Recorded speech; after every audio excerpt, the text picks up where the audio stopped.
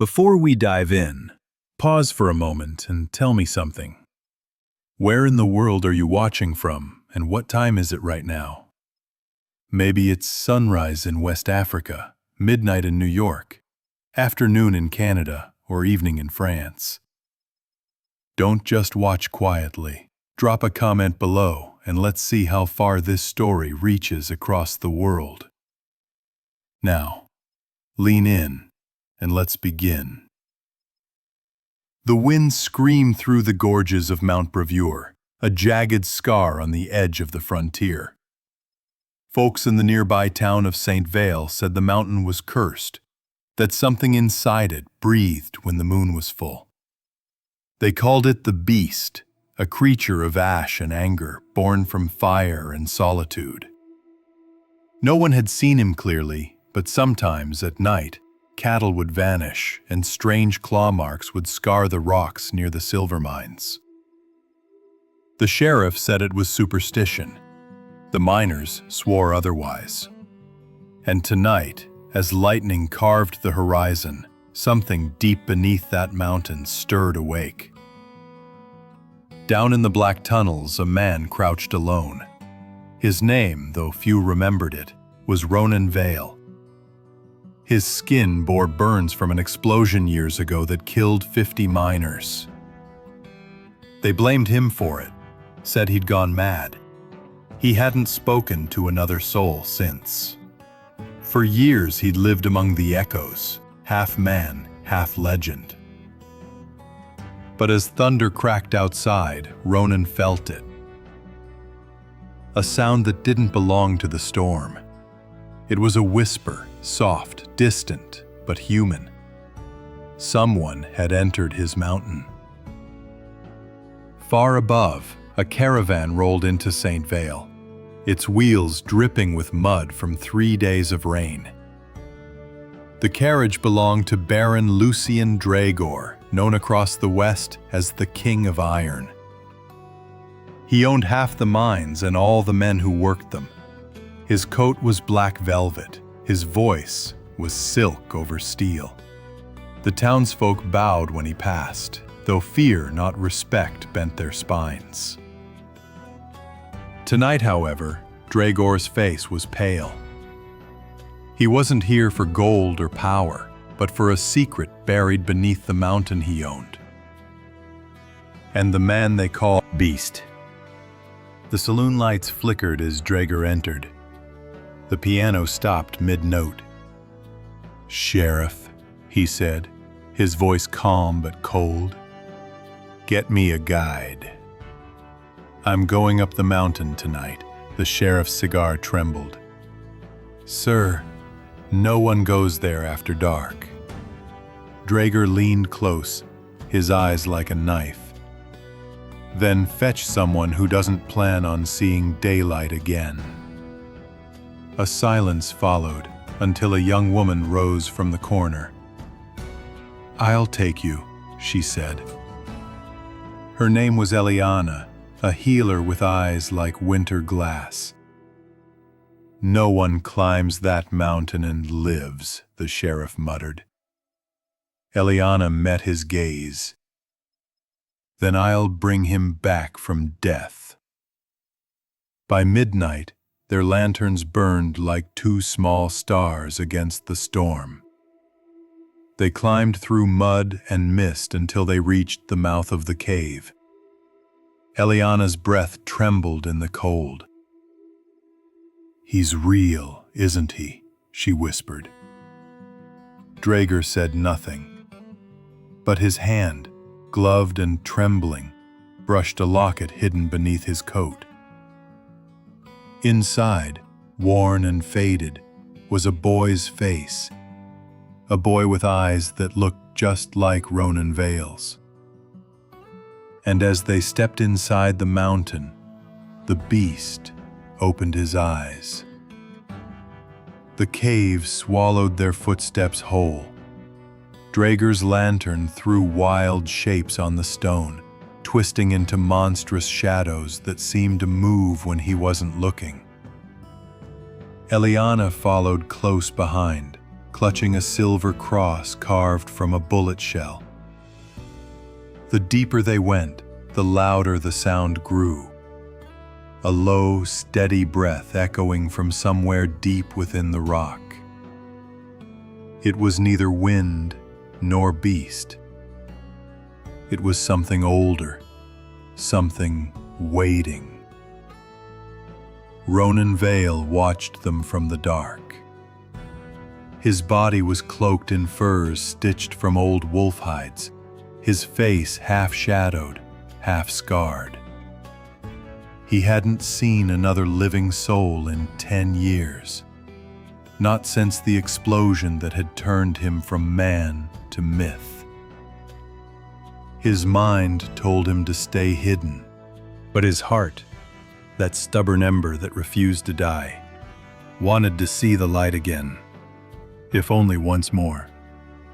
He lifted his hand, trembling, as if reaching toward the lantern's glow. The light touched the edge of his skin, and he froze. "Who are you?" His voice was gravel and pain. Eliane turned. For a heartbeat, she couldn't speak. The thing before her wasn't a monster. It was a man. Broken, scarred, but with eyes so human they hurt to look at.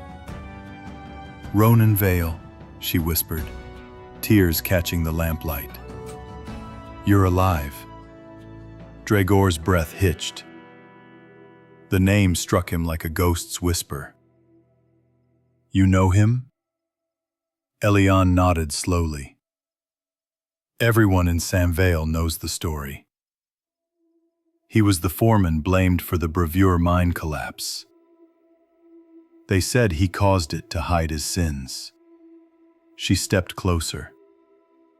"But I don't believe that." Draegor's gloved hand trembled. The air grew colder. He saw the same eyes from the portrait inside his locket. Those same storm-gray eyes now staring back at him from the face of a man the world called Beast. He didn't speak. Couldn't. But deep inside, something ancient stirred. Ronan tilted his head, studying him. "You don't belong here," he said quietly. "This mountain doesn't forgive trespassers." Draegor took one slow step forward. "And you," he whispered, "don't belong in the dark." Before Eliane could breathe another word, the ground shook. A rumble deep below, like the earth itself was growling. Rocks fell from the ceiling. The lantern flickered. Draegor reached for Eliane, pulling her close as the cavern split open with a sound like thunder. Then came a roar. Not human, not animal, rising from the depths. Ronan's eyes went wide. "He's awake," he breathed. The mountain's heart.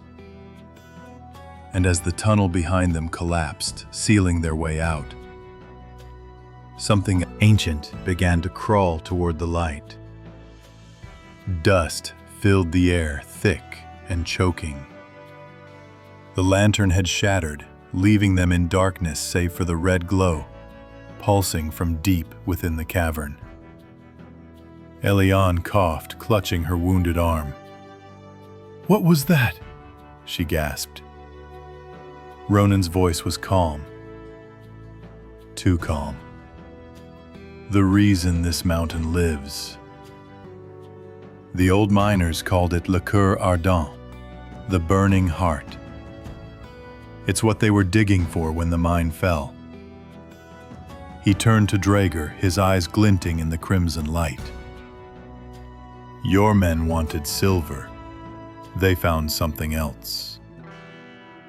Draegor brushed dust from his coat, trying to steady his breath. "I came for the truth," he said. "And I'll have it, whether it's buried in gold or blood."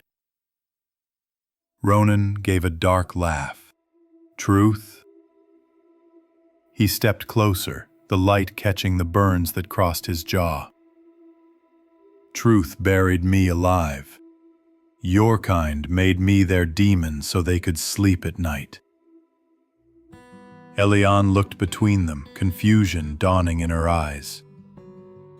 Your kind? She whispered. Ronan's gaze hardened. He's Draegor, the King of Iron, the man who owns this mountain, and the one who signed my death warrant.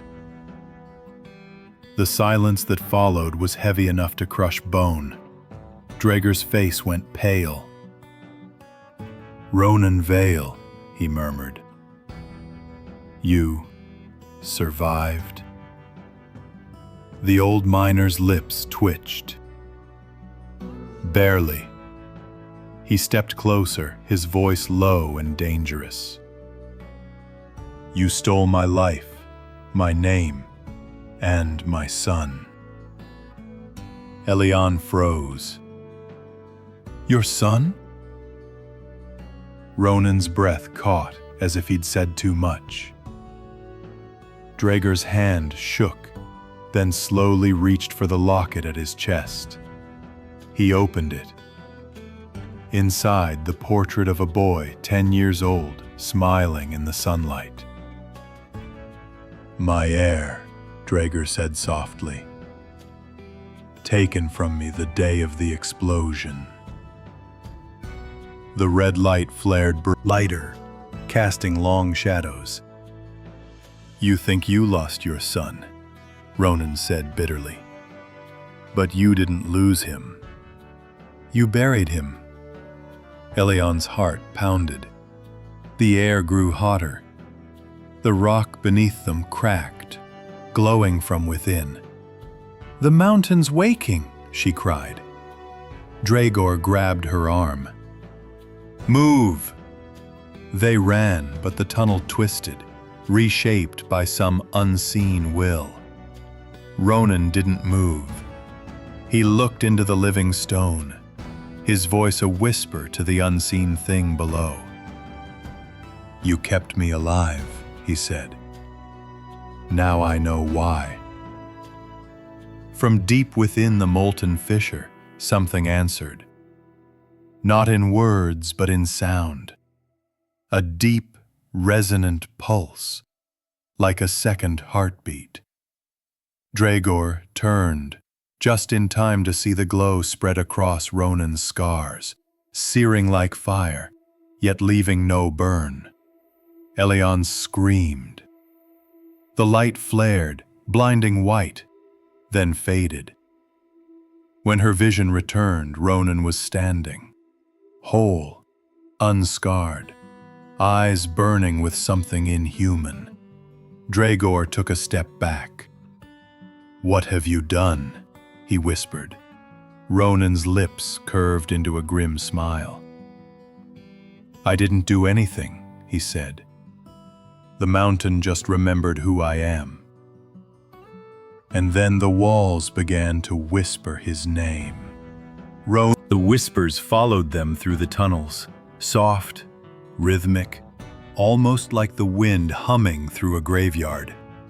Eliane clutched her chest, her pulse hammering. The mountain's alive, she whispered. Ronan stood still, his eyes half glowing in the faint crimson. Alive? He murmured. No. It's remembering. His voice no longer trembled like before. It carried weight now, the tone of someone who had once commanded men. Draegor stared at him, and for a fleeting instant he saw not the ruined miner, but a figure draped in firelight, the reflection of a younger man he used to know. They found refuge in an abandoned chamber, half collapsed and filled with rusted mining carts. Draegor lit a torch, his hand still shaking. The flame flickered over old carvings in the stone, symbols shaped like eyes, mountains and crowns. Eliane brushed the dust from one. "These aren't miner's marks," she said. "They're ancient, older than the town itself." Ronan's gaze softened as he traced one of the carvings. They called them les veilleurs, the watchers, guardians of the earth's heart. I thought they were only stories. His voice cracked on the word they, as though he wasn't speaking of people, but of family long forgotten. Draegor's mind reeled. "How do you know this?" he asked quietly. Ronan turned to him, eyes burning with memory. "Because I heard them the night the mine collapsed. They spoke to me, called me their blood, their vessel. I thought I'd gone mad." He stepped closer, his face illuminated by the torchlight. "You said your son died that night, Baron. But what if the mountain took him instead?" Elion gasped. "Took him?" Ronan nodded slowly. "To save him. To make him what I am." Draegor's throat tightened. "That's impossible," he whispered, but the word felt weak. The light in Ronan's eyes said otherwise. The mountain groaned above them, sending dust cascading from the ceiling. Elion looked upward. "We need to get out," she said. "If this place collapses, we're finished." But Draegor wasn't listening. He was staring at Ronan, truly seeing him now. The scar along his cheek, the curve of his jaw, the unmistakable gray in his eyes. "Ronan," he said hoarsely, "what if you're not the man they buried, but the child they saved?" The torch sputtered. Silence fell between them, heavy as stone. Ronan's breath caught. He turned his face away, his voice breaking for the first time. "Then tell me why," he said. "Why would the mountain raise a son, only to let his father forget him?" From the darkness beyond the chamber, the answer came, not in words, but in a deep, thunderous moan that shook the earth. The wall behind them split open, revealing a tunnel that pulsed with faint, golden light. Elion whispered, "It's calling us." Ronan turned, his expression unreadable. "No," he said softly. "It's calling me." He stepped into the light before either of them could stop him. Draegor reached after him, but the ground collapsed, dragging Ronan down into the glowing abyss. His scream echoed once, then vanished into silence.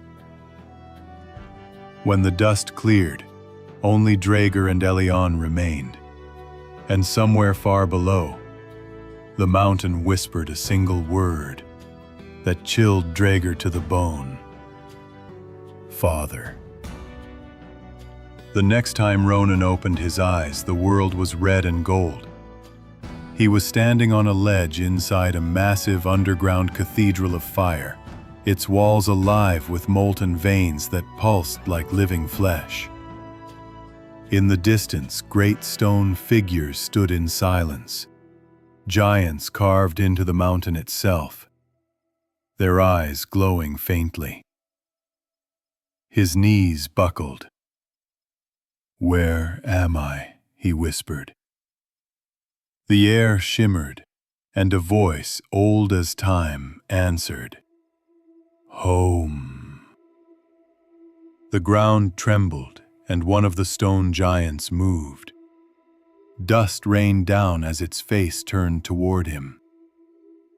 "You carry the blood," it said, "the son of earth and man." Above, Draegor pounded the rock with his hands. "Ronan!"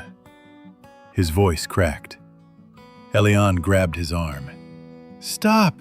You'll bring the mountain down on us." But Draegor didn't listen. "He's my blood," he shouted, rage and guilt mixing in his throat. "He's my son.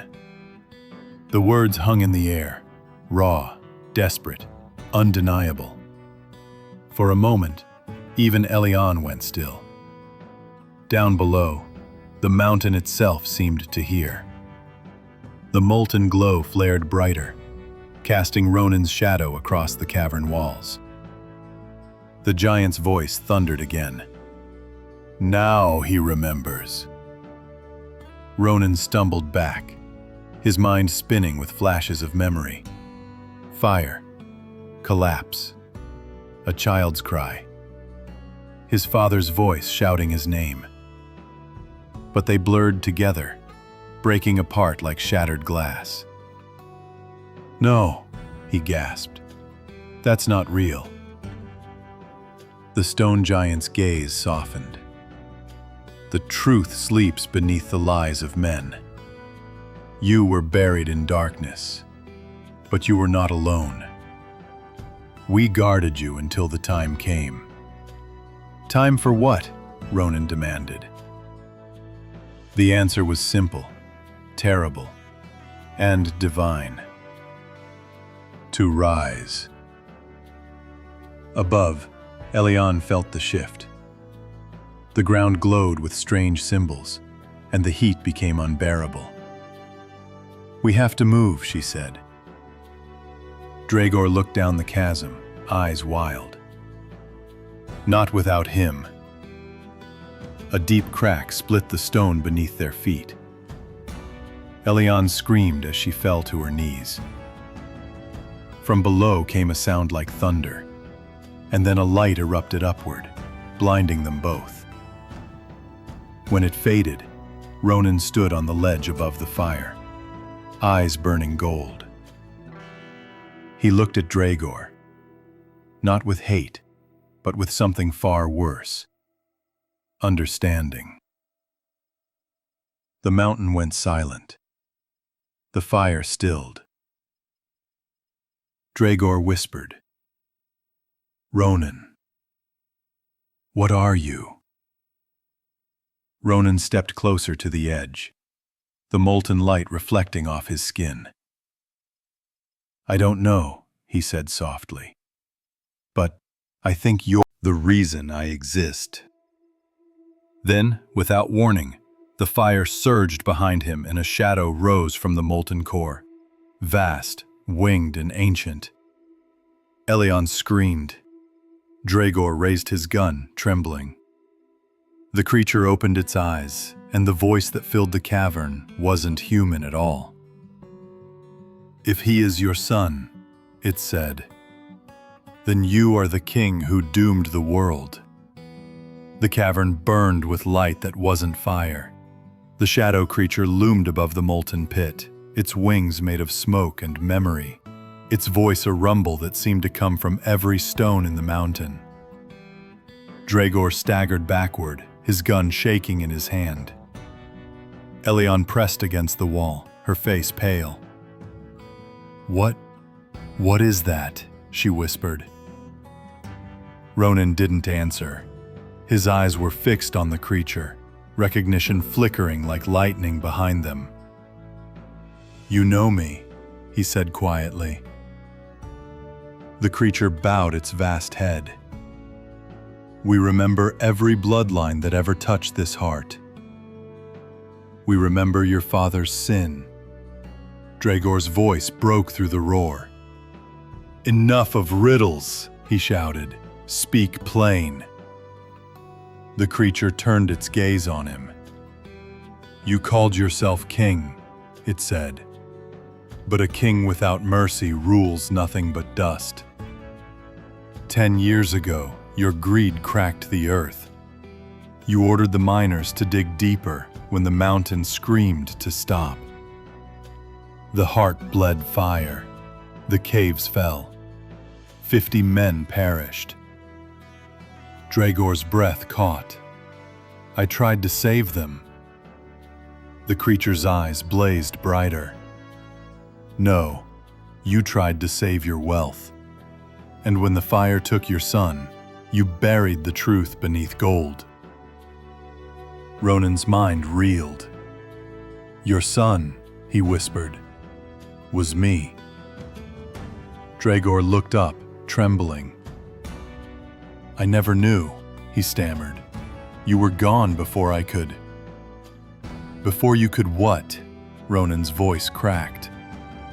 Before you could let them call me monster? He stepped closer, the heat of his rage filling the air. They said I caused the blast. You said nothing. You let the reason I exist. Then, without warning, the fire surged behind him and a shadow rose from the molten core. Vast, winged, and ancient. Elion screamed. Draegor raised his gun, trembling. The creature opened its eyes, and the voice that filled the cavern wasn't human at all. If he is your son, it said, then you are the king who doomed the world. The cavern burned with light that wasn't fire. The shadow creature loomed above the molten pit, its wings made of smoke and memory, its voice a rumble that seemed to come from every stone in the mountain. Draegor staggered backward, his gun shaking in his hand. Elion pressed against the wall, her face pale. What is that? She whispered. Ronan didn't answer. His eyes were fixed on the creature, recognition flickering like lightning behind them. You know me, he said quietly. The creature bowed its vast head. We remember every bloodline that ever touched this heart. We remember your father's sin. Draegor's voice broke through the roar. Enough of riddles, he shouted. Speak plain. The creature turned its gaze on him. You called yourself king, it said.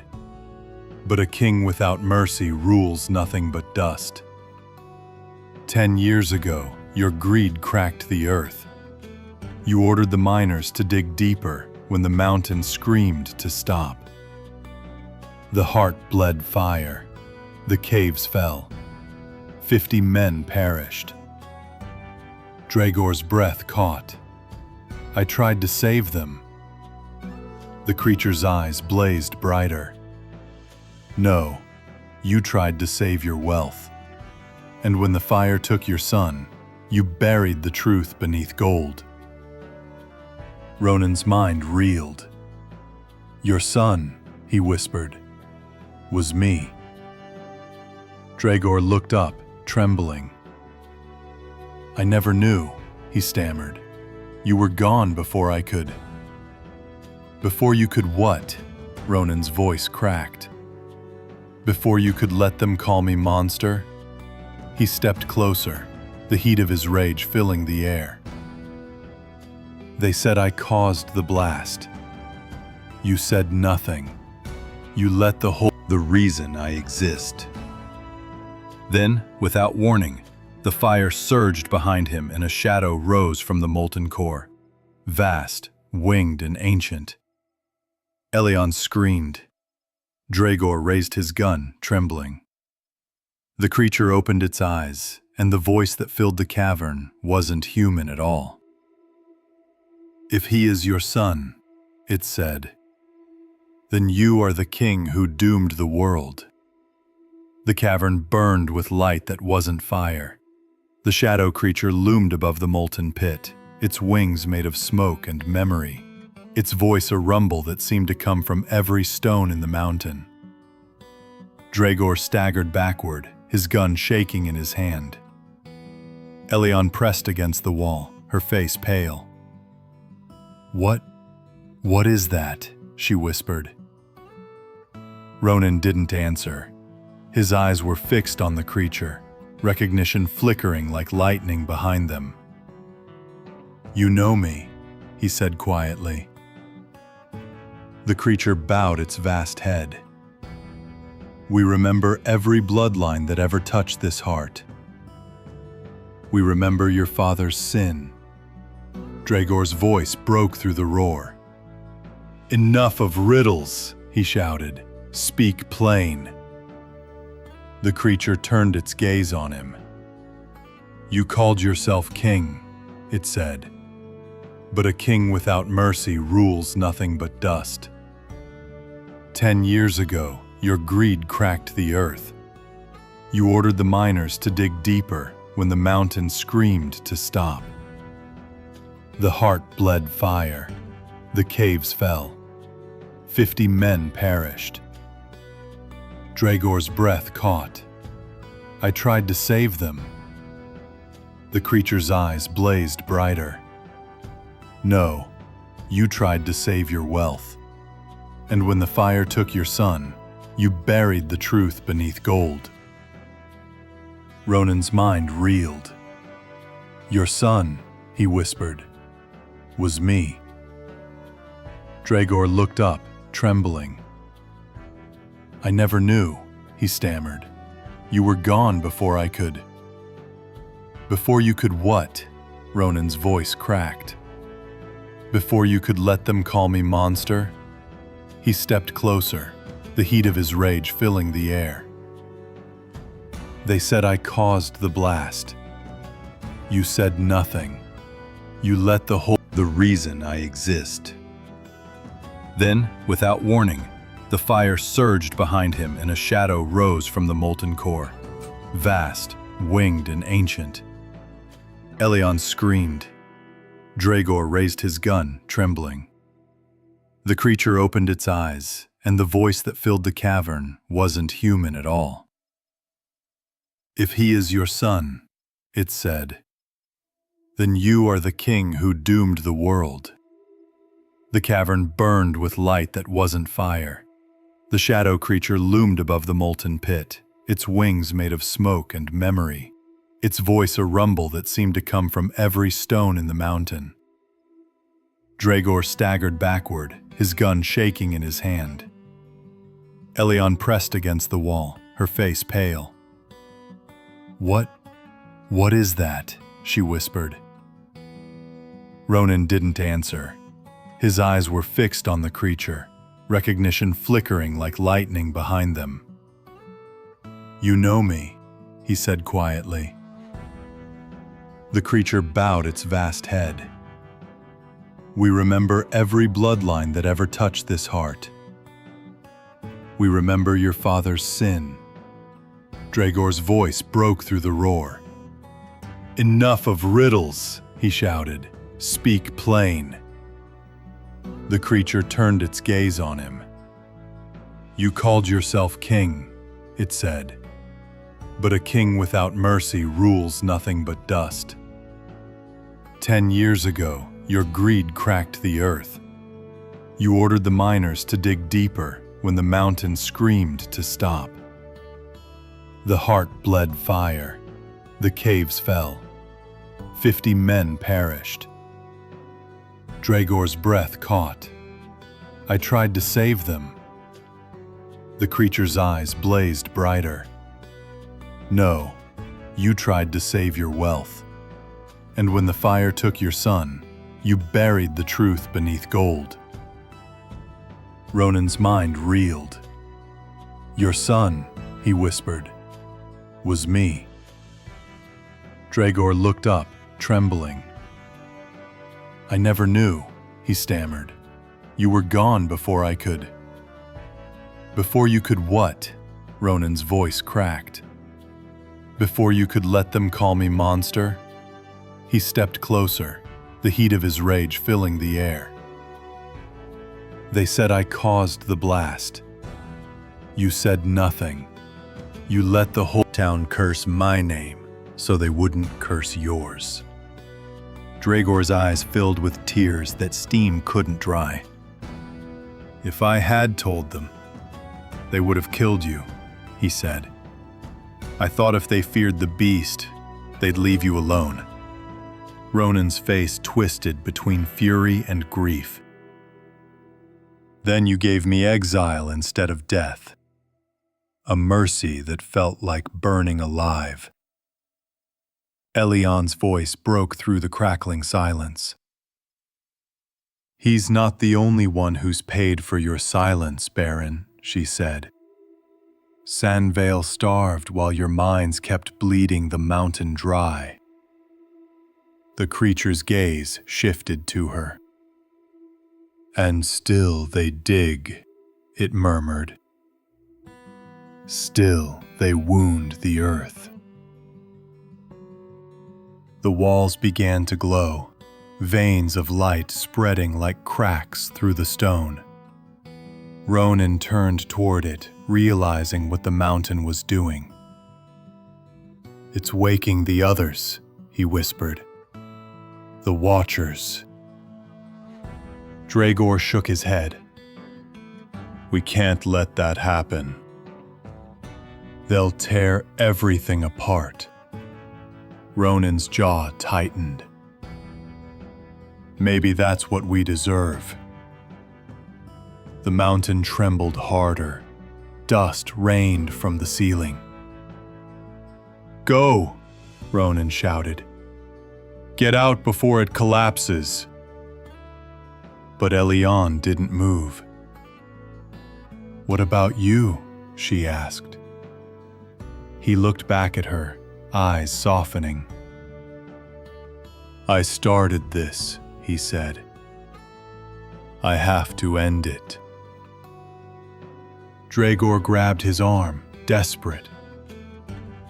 "Ronan, listen to me. Whatever I was, I'm not that man anymore. Let me help you."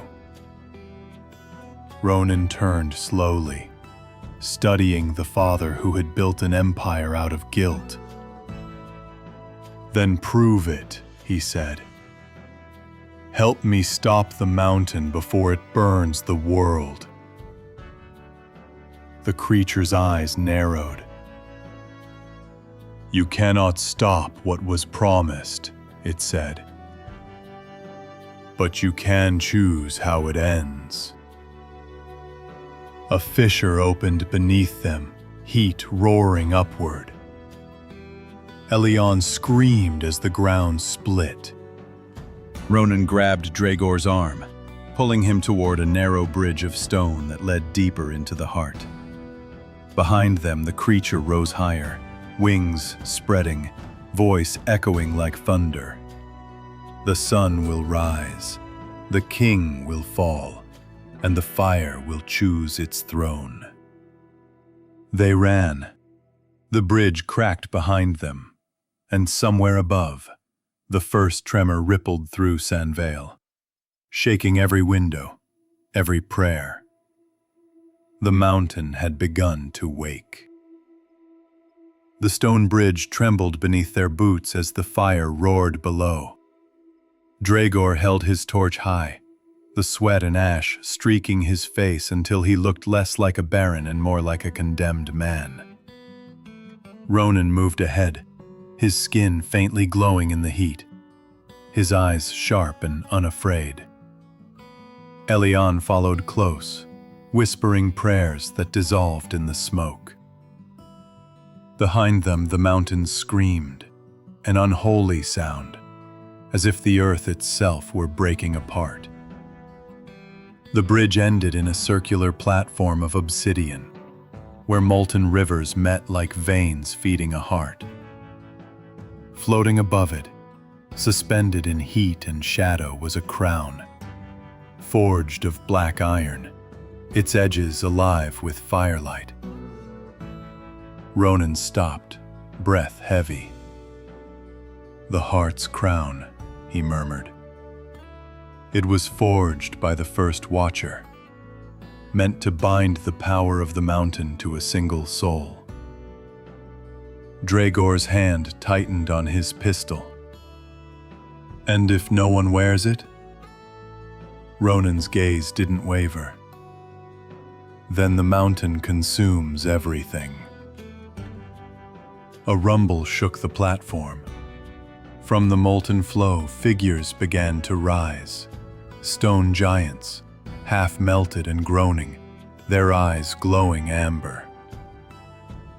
Elion cried out, stumbling backward. "They're waking!" Ronan stepped forward, the heat searing his boots. "Then it's begun," he whispered. The first of the watchers lifted its hand, fingers made of rock and flame. The air returns, it boomed. But the blood of kings stains his heart. Ronan looked at Draegor. They mean you. Draegor fired a shot into the air. Then they'll have to kill me to prove it. The bullet sparked uselessly against stone. The giants advanced, every step shaking the platform. Ronan turned to his father, voice low and steady. You can't fight them with iron, only fire answers fire. He reached into the molten flow, and Elion screamed. But when he drew his hand back, it blazed with living light. He hurled it forward, the fire coiling into a spear that shattered one of the watchers. The rest roared in fury. Draegor watched, awestruck. You've become what they feared. Ronan didn't look back. No, he said, eyes burning gold. I've become what they need. As the platform crumbled beneath them, the crown fell, and Draegor dove after it. His hand closed around it as the molten river swallowed him whole. Ronan's scream tore through the cavern. Father! He leapt into the river of light, the molten flow parting around him as if the fire itself remembered his blood. He found Draegor clinging to a ledge, the crown still glowing in his grasp. The Baron's eyes met his son's. I thought if I held it, it would burn me clean, he whispered. Ronan reached for him. It will if you don't let go. The molten current surged, dragging them both deeper. They landed in a chamber unlike any before, vast, circular, and filled with statues of men crowned in flame. Each face was carved in agony, each throne scorched black. At the center stood a single empty seat, the throne of ash. Draegor stared, horrified. So many before me, he murmured. Kings who tried to master the mountain. Ronan looked up at the carvings and failed. The voice of the creature thundered through the chamber. Every age a king seeks dominion over the earth. Every age he learns that power is not his to hold. Draegor fell to his knees. Then what do you want from me? He cried. The voice softened, almost pitying. We want remembrance. The earth remembers every wound. Only one bloodline can heal what it broke. It looked toward Ronan, the son of flame and flesh. Draegor understood then. The crown wasn't meant for him. It had never been. Ronan, he whispered, tears in his eyes. You must take it. Ronan shook his head. If I wear it, I become the mountain.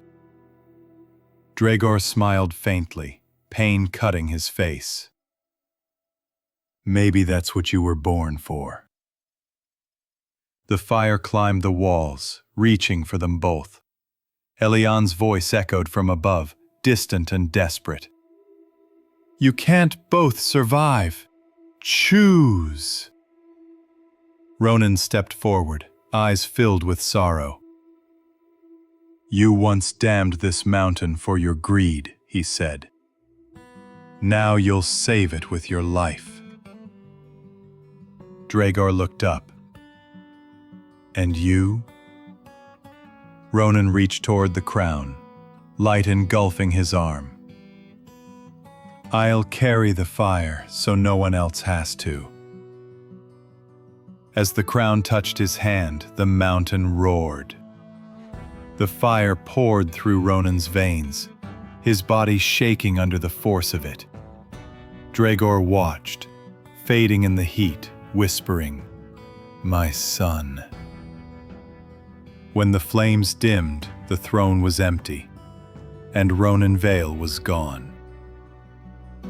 The next morning, Saint Vale lay beneath a blood-red dawn. The ground was cracked, the mines destroyed, and the air thick with dust. Survivors gathered in the square, whispering prayers to gods they'd forgotten. Eliane emerged from the smoke, limping, her clothes torn, her eyes hollow. She carried with her a single object wrapped in cloth, the crown, now cold and dark. The sheriff met her at the well. "The Baron?" he asked quietly. Eliane shook her head. Gone. She looked toward the mountain, still smoldering. "And the beast?" Her voice trembled.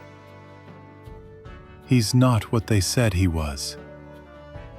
The sheriff frowned. "Then what was he?" She looked up, her voice breaking.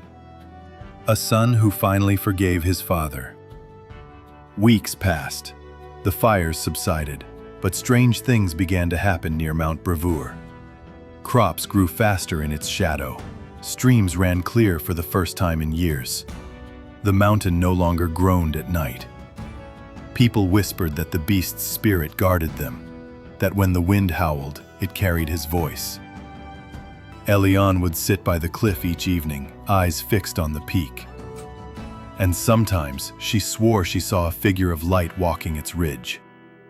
One night, as she prepared to leave Saint Vale for good, she heard a faint whisper on the wind.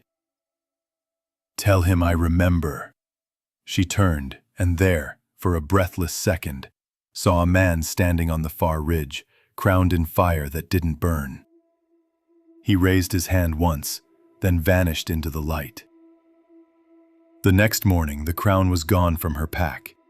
In its place lay a small, smooth stone, engraved with a single word. Rise. 3 months passed since the mountain burned. Saint Vale was a town reborn, fields green again, children laughing where once they cried. But beneath the peace, unease whispered like wind through the wheat. Travelers spoke of strange lights in the hills, of hoofbeats that came from no horse, and of a rider wreathed in mist, seen only at dawn. Eliane heard the tales in the tavern, her hands trembling around her coffee. She wanted to believe it was Ronan, but dared not. One morning, before sunrise, she saddled her mare and rode toward Bravure's shadow. The fog was thick as wool. Every sound seemed to echo too long. Then she saw him, or something shaped like him, standing by the blackened crossroad. The rider's hat was pulled low, his duster ragged, but the light behind him shimmered gold. "Ronan?" she whispered. No answer, only the sound of iron chains rattling faintly beneath the mist. She dismounted, heart pounding. "If you're him, say something." The figure turned slightly, enough for her to see eyes burning faintly like embers. "Tell them not to dig," the voice rasped, hollow but human. "The crown must sleep." Then the figure was gone, dissolving into vapor as the sun broke over the ridge. That same day, a group of men from the capital arrived in Saint Vale, dressed in black coats and polished boots. They called themselves the Order of the Ember, and they carried maps of the mountain. Their leader, a man named Sir Caldrew, smiled too easily. "We're here to reclaim what the Baron left behind," he told the townsfolk. "The fire belongs to the king, and the king is long dead." Eliane watched from the crowd, heart heavy. She understood now. The legend of the beast wasn't over. It was just beginning to burn again. Sir Caldrew was unlike any man Saint Vale had seen. His voice was silk, but his eyes were cold, sharp, calculating. He claimed to be a historian, a keeper of lost relics. But his men carried rifles, not books. They set up camp at the base of the mountain, drilling holes, drawing strange sigils on the rocks, muttering about awakening the core. Elion tried to warn them. "The mountain's not yours to touch," she said. Caldrew only smiled. "My dear, I don't plan to touch it. I plan to command it." That night the earth groaned again, the first tremor since Ronan's sacrifice. Animals fled the fields. Flames flickered along the horizon like the breath of something stirring beneath. At dawn, the Order found one of their men burned alive, no fire in sight, his body marked with strange symbols, circles of light and ash. Caldrew examined them with fascination. "A guardian mark," he murmured. So the myths were true. Elion confronted him, fury in her eyes. "You're waking him." Caldrew chuckled. "That's the point." In town, the people began to divide. Some saw the Order as saviors bringing fortune and science. Others whispered of the beast's curse returning. The sheriff tried to keep peace, but fear spread faster than reason. Elion, standing at her window, saw a faint glow on the mountain and whispered to the night, "Ronan, if you can hear me, please stop them." And somewhere deep in the mountain's heart, a single ember flared awake. The next night, a storm rolled over the valley. Thunder cracked like cannon fire. Caldreaux and his men pressed on, drilling deeper into the rock until their machines struck something that wasn't stone. It was flesh. The drill screamed, sparks flying, and a voice like molten thunder rose from the depths. "You were warned." The ground split open, swallowing their camp. Flames shot into the sky, twisting into the shape of wings. The townsfolk watched in terror as lightning struck the mountain, and for a heartbeat, they saw him. The beast beneath the mountain, glowing brighter than any storm, standing atop the ridge. But this time, he wasn't roaring. He was watching. Elion ran to the cliff, rain soaking her hair. "Ronan!" she cried. The figure turned, faintly outlined in gold. His voice rolled like wind through fire. "They're breaking the seal. If they wake the heart again, it'll burn everything." She reached out, trembling. "Then stop them." His form flickered, fading. "I can't. I'm bound to the mountain. Only the living can fight the living." She fell to her knees, sobbing. Behind her, the sheriff approached. "Miss Elion, if what you say is true, then we're already damned." She looked up, eyes blazing with defiance. "No," she said. "Not if we fight." Down below, Caldreaux emerged from the rubble, bloodied but smiling. He held something in his hand, a shard of black iron, pulsing faintly with red light. "Gentlemen," he said softly, "we've just found the key to a god." And as the rain fell over Mount Vale, the mountain whispered once more, low, mournful, and alive. The Order of the Ember had turned Mount Vale into a town under siege. Caldreaux's men patrolled the streets, forcing miners to dig again under his command. They said the mountain's heart would yield a new dawn. But Elion saw only chains and smoke. She knew one thing. They wouldn't stop until they unearthed the power Ronan died to seal. So she rode. For 3 days and nights, she crossed the desert plains, wind cutting her cheeks raw, until she reached the Ember Ridge, a canyon where the law didn't breathe. There, she found them.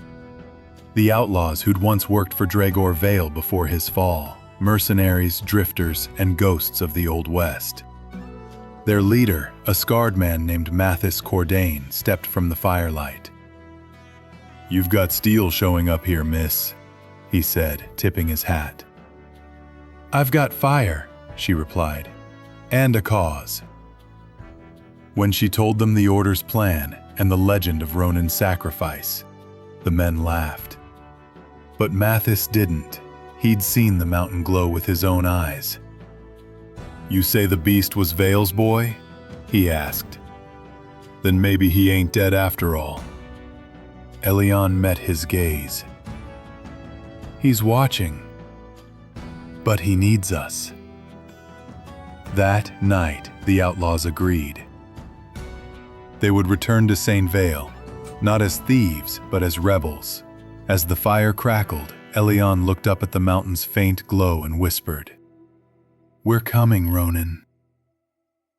And far above, deep in the peaks, the wind seemed to answer, "Then hurry." Under moonlight, the rebels rode back into St. Vale, cloaked in silence.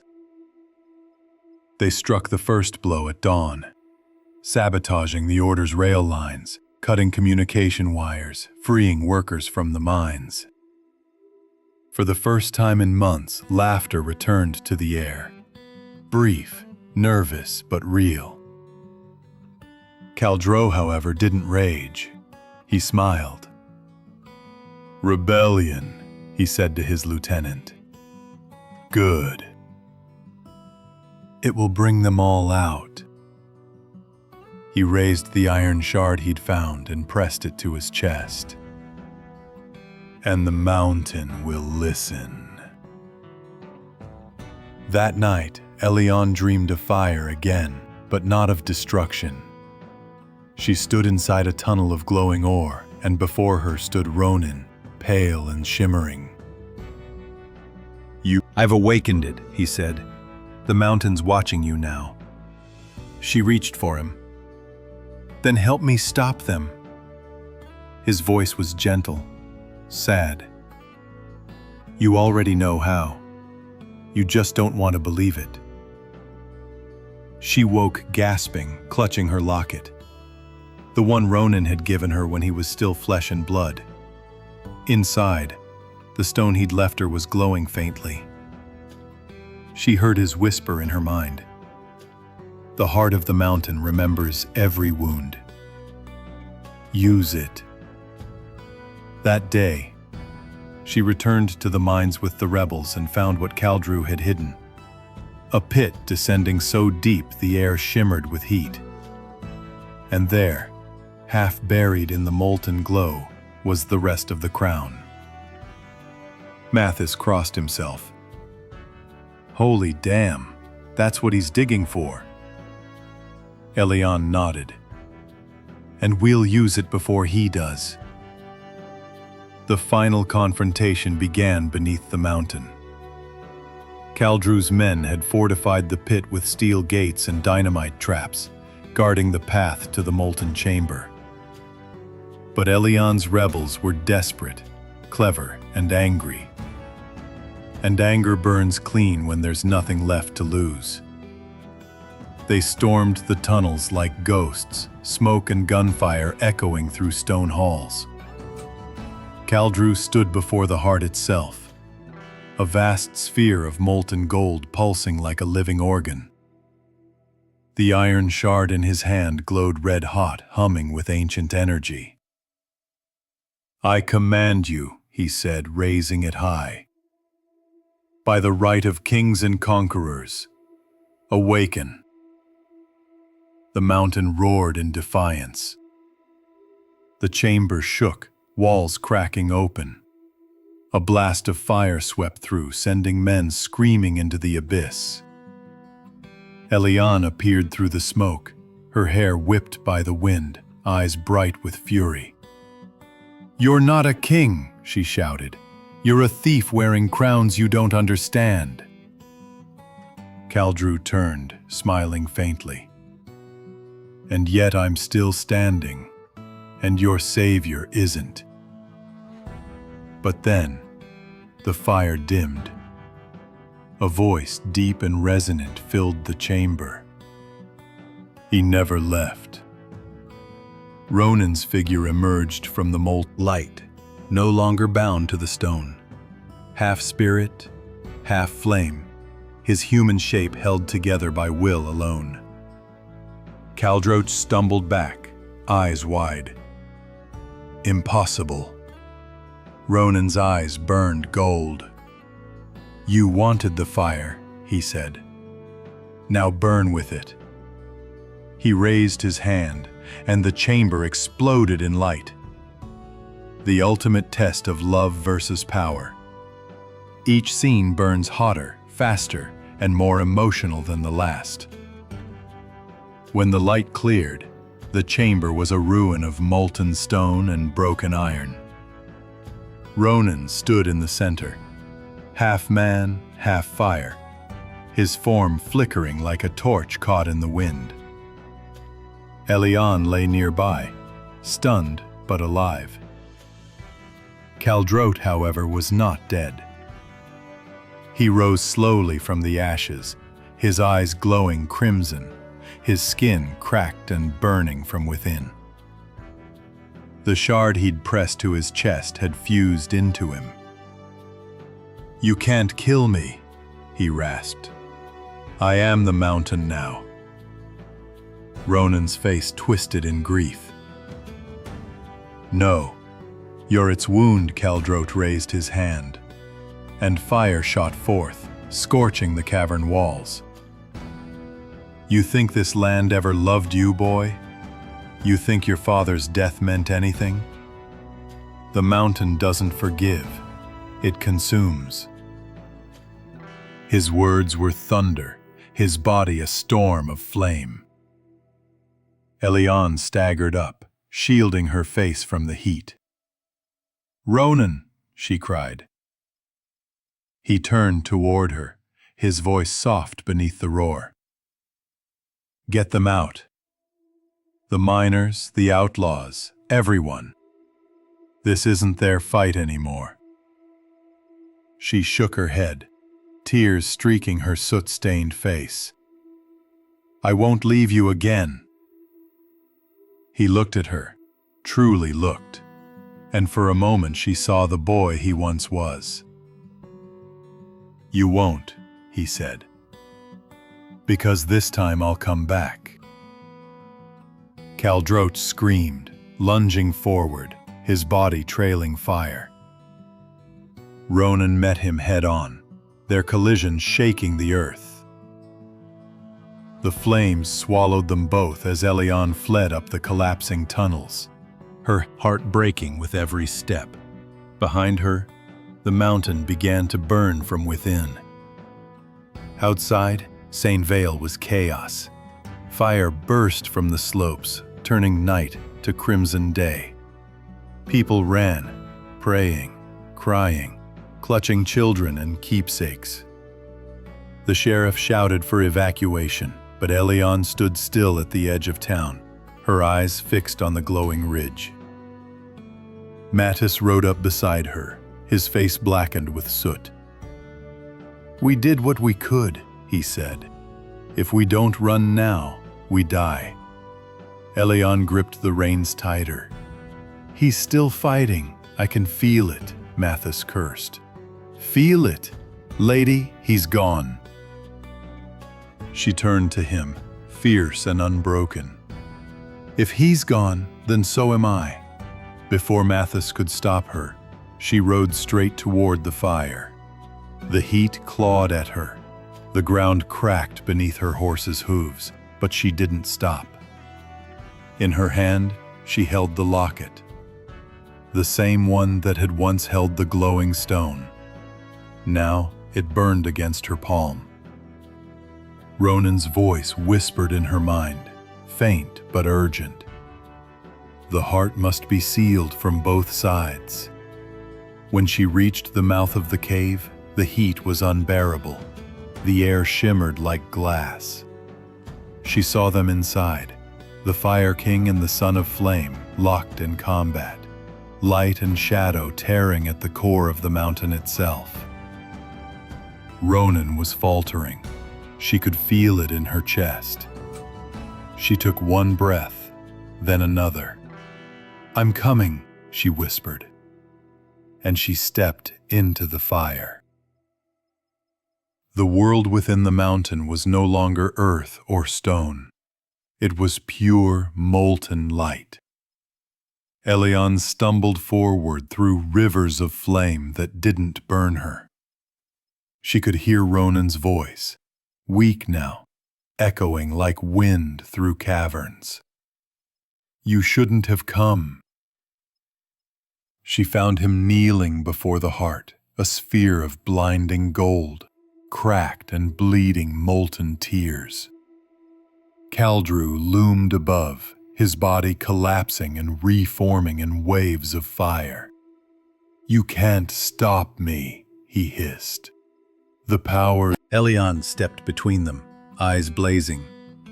"You're wrong." She opened the locket, the stone inside pulsing once, twice, and light poured forth, weaving through the air like silk. Ronan realized too late what she was doing. "Elion, no!" She smiled, tears turning to steam on her cheeks. "You said the heart needed sealing from both sides. One of fire, one of flesh." The stone shattered, and the light burst outward, wrapping her and Ronan together. Kaldro screamed as the fire turned against him, ripping the shard from his chest and consuming him utterly. Ronan reached for Elion, his hand passing through hers as she faded into the light. "You were never meant to burn," he whispered. Her voice, soft and calm. "Then let's make sure no one else ever does." The heart closed like a great eye shutting, and the mountain fell silent. When dawn finally broke, Mount Bravure was still smoking, but it was no longer burning. The fire that had consumed the valley for generations was gone. In its place, a faint mist hung over the ridge, shimmering with gold. From afar, Sanvea looked untouched, though its people stood silent in the streets, staring at the mountain that had once been their curse. Mathis found the sheriff by the church steps. "It's over," he said quietly. The sheriff nodded. "Maybe for us, but not for them." Inside the heart of the mountain, Ronan knelt in the ash. Elion was gone, or rather, everywhere. Her essence lingered in the stone, in the cooling rivers of light, in the air itself. The heart was sealed, and the fire was finally at peace. He could feel her warmth, gentle, infinite. Then he heard it, a voice not hers but older, deeper. "The wound is healed," it said, "but you are still bound." Ronan lifted his gaze. Before him stood the spirits of the Watchers, those ancient guardians of flame. "You've done what no mortal could," they said. "The fire sleeps, the mountain breathes." Ronan bowed his head. "Then let me rest." But the mountain answered, "Not yet. The land still needs a watcher." Ronan's eyes closed, weary but accepting. "Then let me watch, not as a beast, but as a man who loved and lost." And so the mountain granted his wish. Years passed. Sanvale grew from a ghost town to a haven. The soil grew rich, the rivers clear, and travelers began to call the valley the Vale of Flame. No one mined the mountain again, not out of fear, but reverence. They built a small shrine at its base with a single inscription carved into stone. "Here sleeps the fire that forgave the world."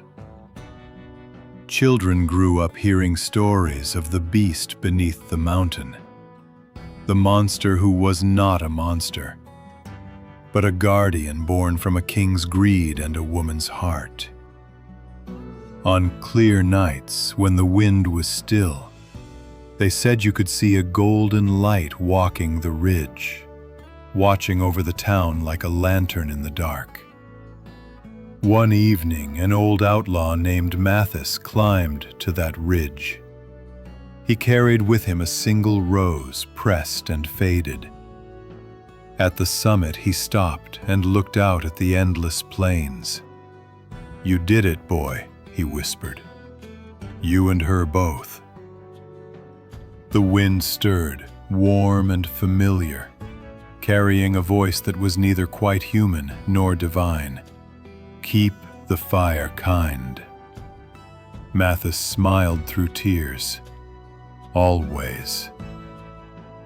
As the sun sank behind Mount Bravure, the light along its peak brightened. A figure of pure flame, tall and steady, standing beside a second smaller glow, the shape of a woman's hand resting in his. Together they turned toward the valley, watching as night fell. And from that night on, no storm, no war. No man ever broke the peace of Vale again. Because the beast beneath the mountain was never gone. He had simply become the light that guarded them all.